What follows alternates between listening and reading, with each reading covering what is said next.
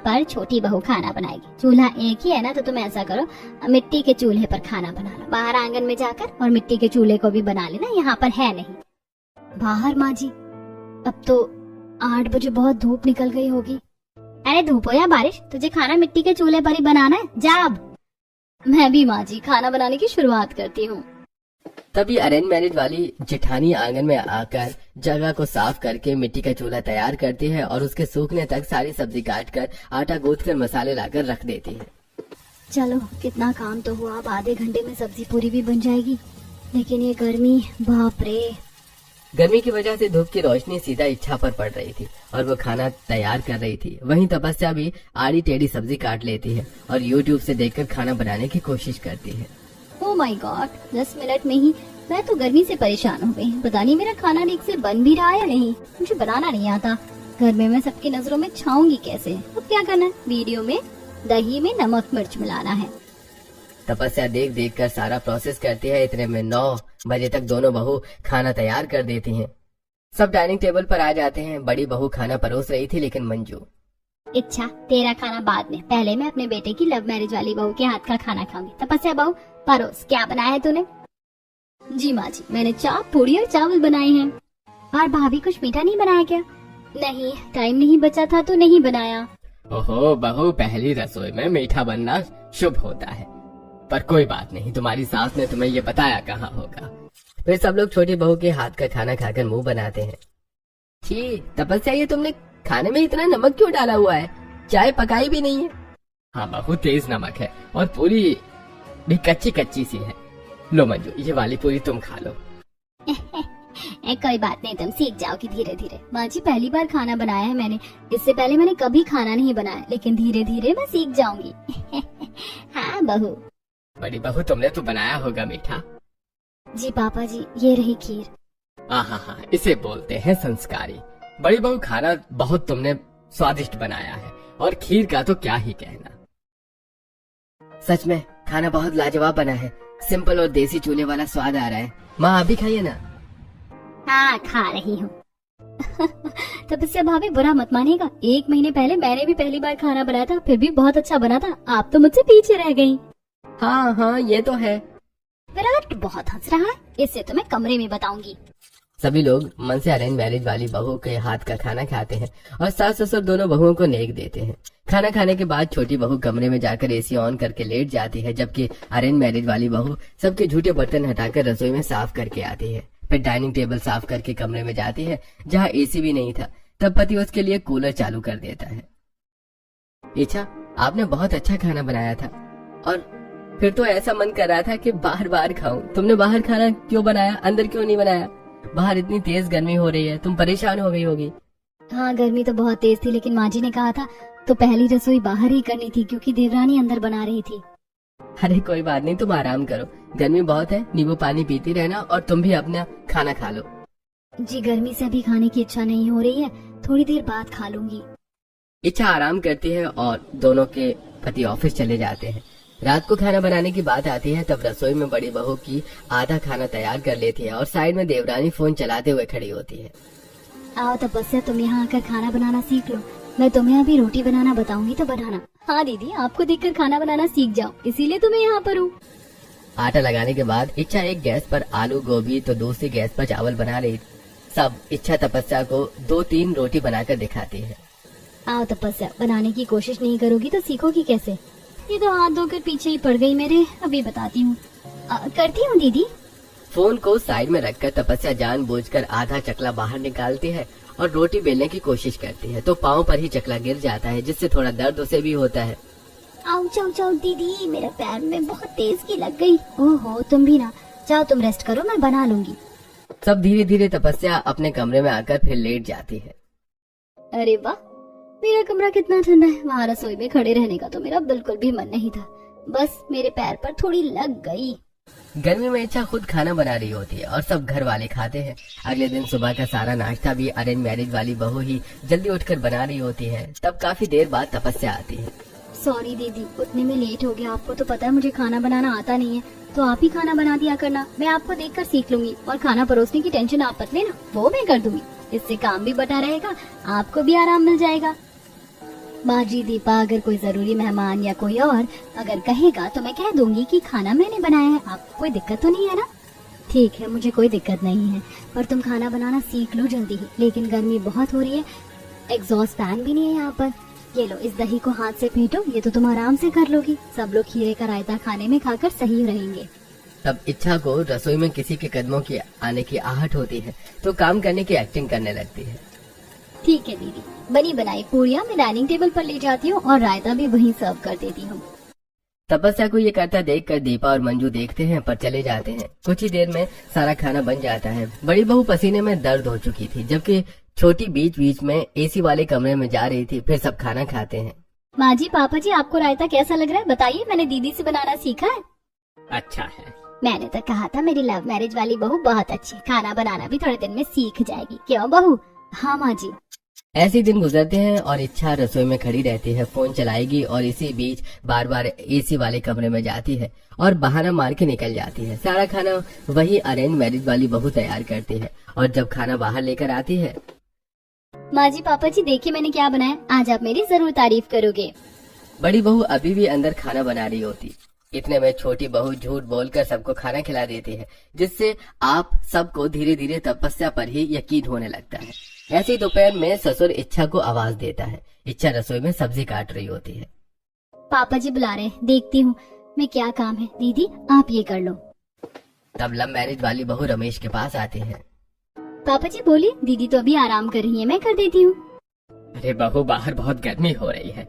सुबह में पौधों में पानी डालना भूल गया, तुम पौधों में पानी डाल दो और मेरे लिए नींबू पानी बना कर ले आना। ठीक है पापा जी। तपस्या जेठानी के पास जाकर काम बता देती है और जेठानी ससुर के नाम से खुद नींबू पानी बना देती है और बाहर कड़ी धूप में जाकर सारे पौधों में पानी भी डालती है। बाप रे, बहुत तेज गर्मी है, मेरे तो पैर जल रहे हैं चप्पल में भी। जल्दी से पानी डालकर अंदर जाऊं, मेरा ये हाल है तो बेचारे इन पेड़ पौधों का क्या हो रहा होगा। अभी वापस रसोई में जाकर खाना भी बनाना है। इच्छा ये काम करके रसोई में वापस आती है। तब आराम करती हुई तपस्या जेठानी के पास आती है। दीदी आप कहाँ जा रही है? मैं ही नींबू पानी बना देती हूँ, आप अभी बाहर धूप से आई हो ना। ठीक है, ये लो। तपस्या नींबू पानी लेकर ससुर के पास जाती है। ये लीजिए पापा जी, आपका ठंडा ठंडा नींबू का पानी। और हाँ, मैंने गार्डन में भी सारे पेड़ पौधों में पानी डाल दिया है। बहू, ये शरबत बड़ी बहू ने नहीं बनाया, तुमने बनाया है। हाँ हाँ पापा जी, इतना पसीना मुझे यूं ही थोड़ी ना आ रहा है। पहले मैं बाहर पानी डालने गई, कितनी तेज धूप थी कि थोड़ी देर और रहती तो चक्कर आ जाते, और फिर आपके लिए नींबू पानी ले आई। दीदी तो आराम से मेरे कमरे में लेटी हुई है, उनके कमरे में एसी जो नहीं है। आजकल दीदी कुछ काम भी नहीं करती जब से मैंने खाना बनाना सीख लिया है। मुझे तो पहले से ही पता था मेरी लव मैरिज वाली बहू ही अच्छी है, अरेंज मैरिज वाली बहू सिर्फ संस्कारी दिखाने का ढोंग करती है। बेचारी इच्छा इतनी तेज गर्मी में काम करती है कि उसके माथे से पसीना लगातार टपकता है। एक हाथ से सब्जी चलाती है और दूसरे हाथ से पल्लू से चेहरा पोंछती रहती है। हे भगवान, आज तो रसोई भट्टी बन गई है। मुझे तो लगता है कि कहीं मैं ही चक्कर खा के ना गिर जाऊं। अपने लिए भी नींबू पानी बना लेती हूँ। उधर तपस्या कमरे में एसी में ठंडी लस्सी पी रही होती है। आहा, ना काम करके कितना मजा आ रहा है। इस घर में सब पागल है और सबसे ज्यादा मेरी अरेंज मैरिज वाली जेठानी, बेचारी सारा दिन गर्मी में मर मर के काम करती है और क्रेडिट मैं ले रही हूँ। खाना बनाने के बाद इच्छा अपने कमरे में बैठकर नींबू पानी पीती है। कूलर भी गर्म हवा फेंक रहा होता है। सब मंजू और दिखाओ उसे कहते हैं। ओहो, तो महारानी अब अपने कमरे में आराम फरमा रही है। मतलब तपस्या बहू सही बोल रही थी, उसने कोई काम नहीं किया। अब तो माँ मुझे भी काम करती नजर नहीं आती। कुछ देर बाद दोपहर में सब लोग खाना खाते हैं तो लव मैरिज वाली बहू की तारीफ होती है। अरे वाह छोटी बहू, तू तो अब बहुत अच्छा खाना बनाती है। हाँ भाभी, आपने जल्दी ही सीख लिया। मुझे और सब्जी दीजिए। कितने दिन हो गए इस घर में, लेकिन अभी तक मेरी तारीफ किसी ने नहीं की। खाना तो रोज मैं ही बनाती हूँ, लेकिन तारीफ तपस्या की हो रही है। ये कब लोगों को सच बताएगी कि खाना मैं बना रही हूँ, या फिर खुद ही बनाना सीख ले। मुझे मना किया हुआ है। इच्छा को मन ही मन बुरा लगता है। एक तरफ गर्मी में इच्छा संस्कारी बहू बनकर सिर पर पल्ला लगाती है, वहीं तपस्या अब घर में कैजुअल कपड़े पहनने लगती है और स्टाइलिश साड़ियाँ और घर वालों को इम्प्रेस करने के लिए मंजू को साथ में मर्सिडीज गाड़ी में बिठाकर मॉल ले जाती है और फिर अच्छी अच्छी शॉपिंग करती है। माँ जी, ये खास 22 कैरेट गोल्ड नेकलेस आपके लिए और गर्मी के हिसाब से ये हल्की साड़ी आपके लिए। पापा जी के लिए भी मैं अभी मिक्स फ्रूट ले जाऊंगी। तो बड़ी प्यारी बच्ची है बहू। एक वो है जो घर में किसी के बारे में कुछ नहीं सोचती। इस सब के लिए मेरे मन में और अच्छाई जाग जाएगी। तपस्या मंजू के साथ वापस आती है और घर आकर सबको कुछ न कुछ देती है। दीपा देखो गर्मी बहुत है तो मैं सबके लिए कुछ लाई हूँ। ये तुम्हारे लिए टम्बलर है ताकि तुम हाइड्रेट रहो, और पापा जी के लिए मिक्स फ्रूट चाट, और जेठ जी आपके लिए लाइट शर्ट, और विराट तुम्हारे लिए समर कूल कोट सेट, और दीदी आपके लिए साड़ी लाई हूँ। आप तो हमेशा बंधन कर रहती हो तो इसे कल जरूर पहनना। ठीक है। देख मेरी लव मैरिज वाली बहू घर वालों के बारे में कितना सोचती है, और एक ये है, और इसके घर वाले न गर्मी में ससुराल में कुछ भिजवाए और ना ही दहेज दिया। अरे तुम ये क्या बात लेकर बैठ गई हो, शांत रहा करो। तपस्या भाभी आप बहुत अच्छी हैं। इच्छा भाभी आपको भी कुछ सोचना चाहिए हमारे लिए। हर वक्त तो बढ़िया बढ़िया खाना बनाती हूँ, तब भी इन लोगों को पता नहीं चलता कि किसने खाना बनाया है। अब देखो दीदी, कल जो तुम ये साड़ी पहनोगी तो तुम्हें कितने मजे आएंगे, क्योंकि ये है मोटी साड़ी। अरे मैं तो भूल ही गई, घर पर कल तुम्हारे दूर के बुआ फूफा आने वाले हैं, तो दोनों बहू अच्छे से घर की और खाने पीने की तैयारी करना। जी माँ जी। इच्छा रात में भी गर्मी में इतना परेशान होकर खाना बना रही थी कि खाना बनाते बनाते गरम तवे से उसका हाथ जल जाता है। मेरा हाथ, ये तो गर्मी में और जलन कर रहा है। अब बाकी की रोटी कैसे बनाऊंगी? तपस्या जरा तुम रोटी सेक लो, आज मेरा हाथ जल गया, बस 2 रोटी बनानी रहती है। ठीक है दीदी, आप अपने कमरे में लेट जाओ, कुछ कोलगेट वगैरह लगा लो या बर्फ का पानी ले लो। हाँ। चिल्ला कर तपस्या इच्छा की परवाह करने की कोशिश करती है, उसको बर्फ का पानी देती है और रोटी बनाती है। आवाज सुनकर रमेश और मंजू आते हैं। देखा आपने, बड़ी बहू के कमरे से आ रहे हैं, वो आराम से बर्फ के पानी में हाथ डालकर बैठी हुई है गर्मी से बचने के लिए, और मेरी लव मैरिज वाली बहू यहाँ खाना बना रही है, तब भी आप उसके कपड़ों पर रोक लगाते हैं। अरे बेचारी, जब रसोई में इतना काम करेगी तो हल्के कपड़े तो पहनेगी ना। सही कह रही हो तुम, आजकल बड़ी बहू कोई काम करते हुए नजर नहीं आती। इतने में बर्फ की कटोरी रखने इच्छा आती है और पीछे खड़ी होकर सब सुन लेती है, तो उसकी आंखों में आंसू भर आते हैं।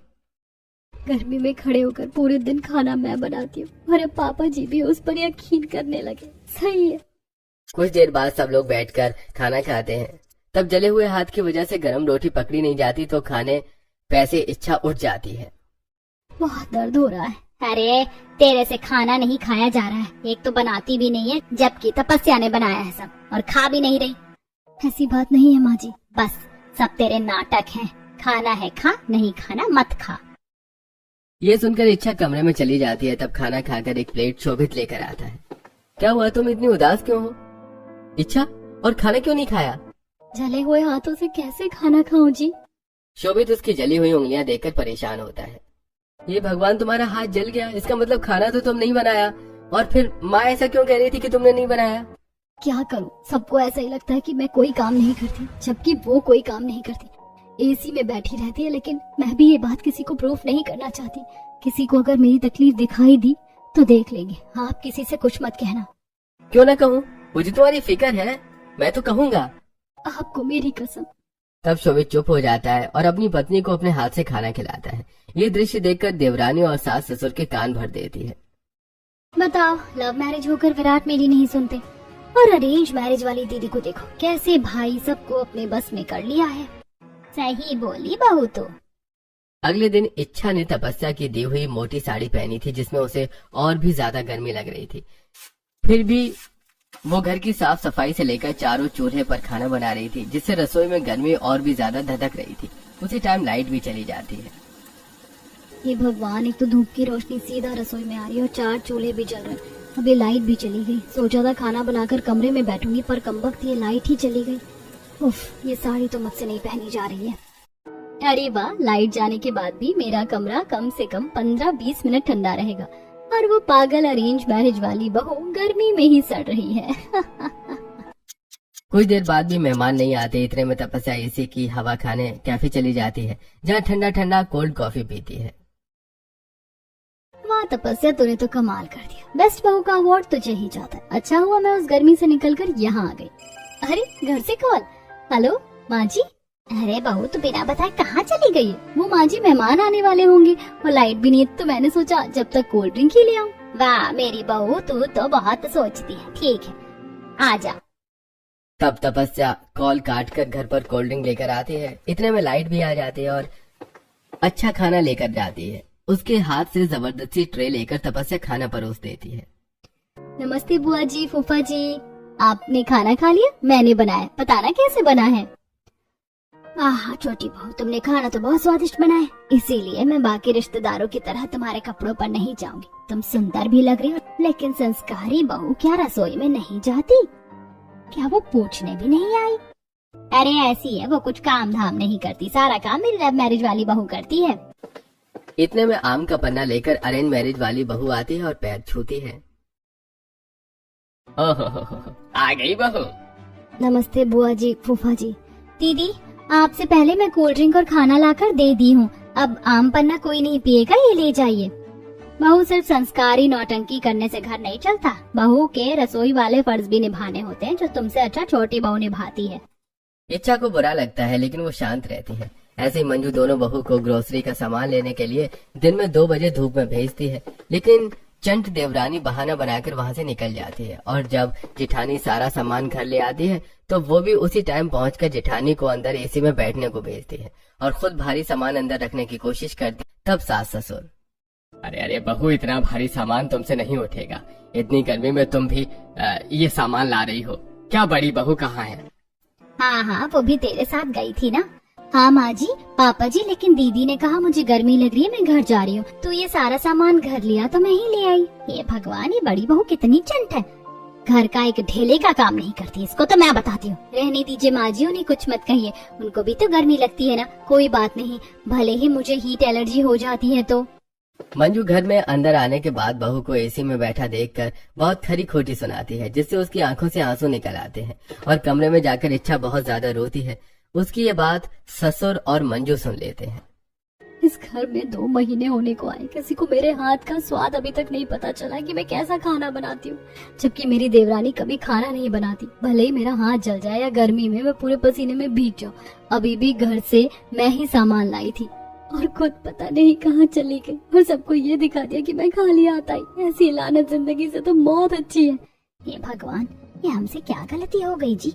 खाना तो सच में बड़ी बहू ही बना रही है और मैं आंखें बंद करके तपस्या पर विश्वास कर रही हूँ। मैं भी अपनी बहू को समझ नहीं पाया। चिंता मत करो बहू, हमने सब कुछ सुन लिया है। अब तुम्हारी देवरानी को सबक सिखाने का वक्त आ गया है और हो सके तो हमें माफ करना। मम्मी जी, पापा जी, आप। हाँ, हम तुझे जैसा बोले वैसा करना और आज भी ऐसी एक्टिंग करना, हम उसे देखना चाहते हैं। जी माँ जी।